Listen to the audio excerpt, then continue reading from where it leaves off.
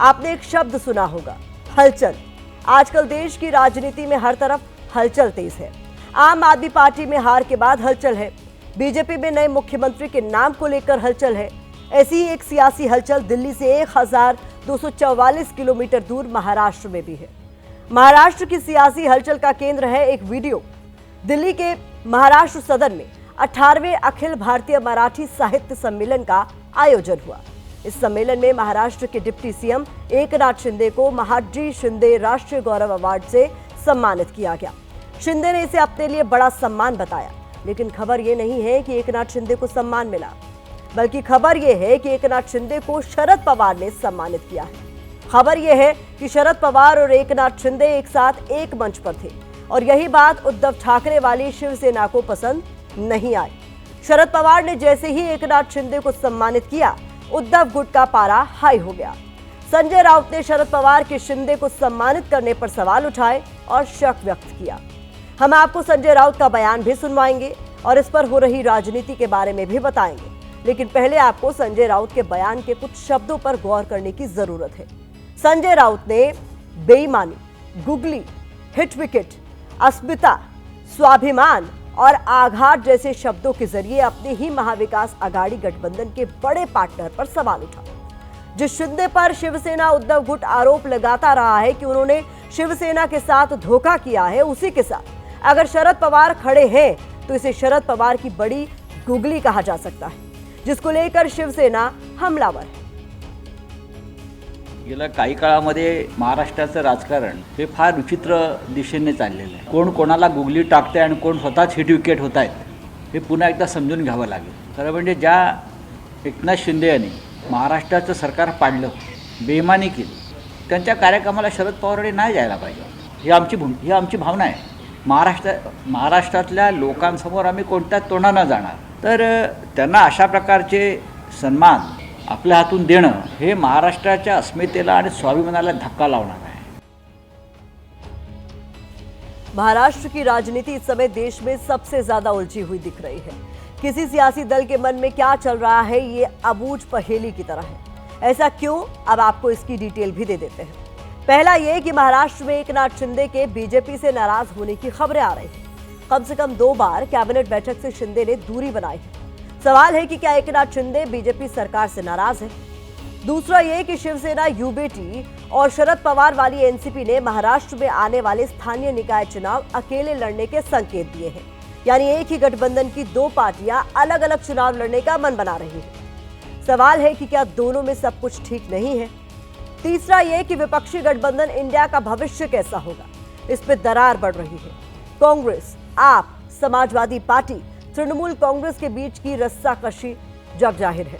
ऐसे में क्या शरद पवार नए रास्ते की तलाश कर सकते हैं? फिलहाल महाराष्ट्र की राजनीति में शरद पवार की गुगली की चर्चा है, जिसने महाराष्ट्र के सियासी पारे को बढ़ाया हुआ है।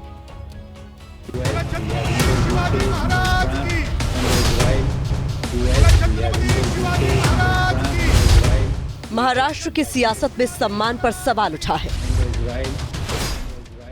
अगर आप विश्वासघातियों को ही सम्मानित करने लग जाएंगे, विश्वासघात महाराष्ट्र में ही हुआ, गद्दारी महाराष्ट्र में ही हुई, तो सवाल पूछा जाएगा। महाराष्ट्र की सियासत पे शरद पवार की गुगली की फिर चर्चा है। अभी शायद कल तो शरद पवार साहब को भी गद्दार बोल सकते हो। गद्दावर नहीं, गद्दार नेता शरद पवार है। सम्मान समारोह जैसे होते हैं, ये भी वैसा ही था। जाहिर है कोई सम्मान लेने वाला होगा तो कोई सम्मान देने वाला भी होगा। जैसे ही शरद पवार ने डिप्टी सीएम एकनाथ शिंदे को सम्मानित किया, घमासान मच गया। महाआघाड़ी की तीसरी पार्टनर शिवसेना यूबीटी का जोर जोर से पेट दुखने लगा। संजय राउत ऐसे बोले मानो शरद पवार ने घोर अनर्थ, घोर पाप कर दिया। शरद पवार सियासत के मझे खिलाड़ी हैं, अच्छे विकेट गिरा चुके हैं, लेकिन संजय राउत ने उन्हें ही हिट विकेट दे दिया। इस प्रकार के जो अवार्ड होते हैं, जो राजनेताओं को देते हैं, वो खरीदे जाते हैं या बेचे जाते हैं। शिवसेना यूबीटी को इसकी भी मिर्ची लगी कि शिंदे ने पवार की इतनी तारीफ क्यों की। सम्मान से अभिभूत शिंदे ने कहा, पवार के साथ उनके अच्छे संबंध हैं, उन्हें किसी गुगली का सामना नहीं करना पड़ा है। पवार मुझे अक्सर फोन करते हैं, राजनीतिक सीमाओं से परे जाकर रिश्ते कैसे निभाए जाते हैं, ये कोई पवार से सीख सकता है। मराठी साहित्य सम्मेलन दिल्ली में हो रहा है और उसे पूरी तरह शरद पवार साहब साथ दे रहे हैं। इसी अवसर पर महाजी शिंदे राष्ट्र गौरव पुरस्कार भी मुझे मिला है, इसलिए मैं उनको आयोजक को धन्यवाद देता हूँ। हालांकि जानने वाले जानते हैं कि शरद पवार अकारण कुछ नहीं करते। शिंदे को अपने हाथ से सम्मान दिया तो कुछ तो अर्थ होगा। अब सवाल है कि कोई सियासी गुगली है या फिर किसी नए सियासी समीकरण का इशारा। हालांकि इसमें शिवसेना यूबीटी से ही दो अलग अलग आवाजें आ रही हैं।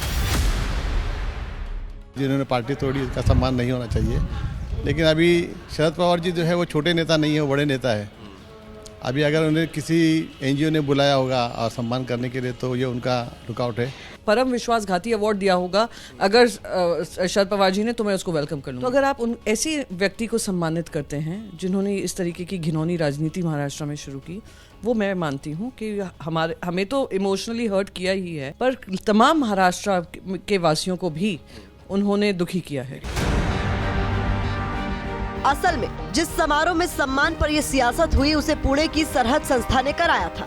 शरद Pawar all India Marathi literary conference के चेयरमैन हैं। इसी नाते उन्होंने शिंदे को सम्मान से नवाजा। ये नहीं पता था कि उद्धव सेना रोना धोना मचा देगी। उद्धव सेना बेचैन हुई तो बीजेपी ने कहा बुद्धि पर तरस आता है। हर कोई मराठी आदमी उसको अप्रिशिएट कर रहा था, लेकिन संजय राउत इनको ये भाया नहीं। उनको इसलिए क्योंकि शरद पवार साहब एकनाथ शिंदे साहब का सत्कार कैसे कर सकते? संस्कृति और संस्कार ये आदमी में नहीं है। उनको मराठी मानुस का सम्मान, गद्दारों का सम्मान लगता है तो निश्चित रूप से उनके दिमाग का इलाज पहले ही करना चाहिए था। महाराष्ट्र के कर्मभूमि से आए हुए देश भर के मराठी लोगों का जनमानस का वो मन दुखा रहे हैं। वैसे शरद और शिंदे ऐसे समय एक साथ दिखे हैं जब एकनाथ शिंदे के महायुति से नाराज होने की खबरें कुछ हफ्तों से चल रही हैं। कहा जाता है कि शिंदे सीएम से डिप्टी सीएम बनना अब तक पचा नहीं पा रहे हैं, इसीलिए अक्सर कैबिनेट की बैठकों में भी नहीं जाते। अब गुगली शरद पवार फेंकते हैं या फिर एकनाथ शिंदे, हो सकता है थोड़ा इंतजार करना पड़े। राजनीति संभावनाओं का खेल है, यहाँ कभी भी कुछ भी हो सकता है। वैसे भी सियासत के लिए कहा जाता है कि यहाँ जो होता है वो दिखता नहीं और जो दिखता है वो होता नहीं। शरद पवार की पर्सनालिटी पर यह बात बिल्कुल फिट बैठती है।